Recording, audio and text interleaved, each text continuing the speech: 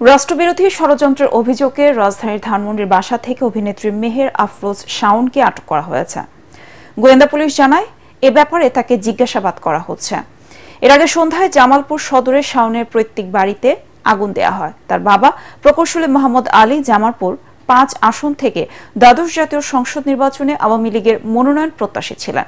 মেহের আফরোজ শাওন আওয়ামী লীগের সংরক্ষিত নারী আসনের মনোনয়ন প্রত্যাশী ছিলেন। এদিকে রাষ্ট্রবিরোধী ষড়যন্ত্রে জড়িত থাকার অভিযোগে অভিনেত্রী সোহানা সাবাকে জিজ্ঞাসাবাদের জন্য ডিবি কার্যালয়ে নেওয়া হয়েছে।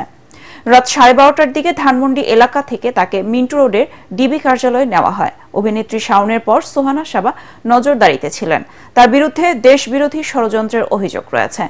আওয়ামী লীগপন্থী শিল্পীদের হোয়াটসঅ্যাপ গ্রুপ আলো আসবেই এর সক্রিয় সদস্য ছিলেন অভিনেত্রী সোহানা সাবা।